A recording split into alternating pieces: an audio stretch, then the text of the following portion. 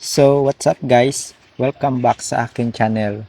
So, for today's video, ituturo ko sa inyo kung paano mag-overlay ng lyrics sa CapCut with easy steps lang. No? Kung na tayong paligoy-ligoy pa, simulan na natin. Una, punta tayo sa TikTok.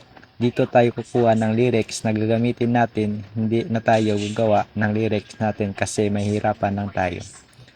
So, ang gagawin natin, mag-download na lang tayo. Punta tayo sa search bar. Type lang natin song na gagamitin natin. Kunyari, ang gusto kong kanta, Uhaw. Then, type ko lang dito, Uhaw, overlay. Dapat overlay, hindi yung lyrics. Tapos, dapat black background. Daming lumabas, kayo na bahala mamili guys, no? Paalala lang, no? Dapat yung pipiliin nyo ay background. Hindi pwede yung ibang kulay na background. Kunyari ito, napili ko. Tap lang natin yung share button, then tap save. So magda-download na yan. Hintayin nyo lang guys. Kapag na-download na natin, punta tayo sa CapCut.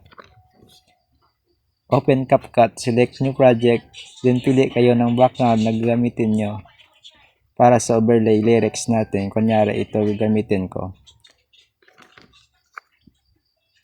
Hanapin lang natin yung overlay, tap lang natin yan, then tap add, overlay, then select lang natin yung na-save o na-download natin na overlay sa TikTok.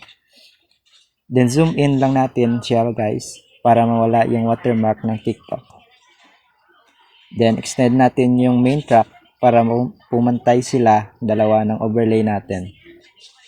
Then tap natin ulit yung overlay, tapos tap lang natin yung splice, filter, para mawala ang black.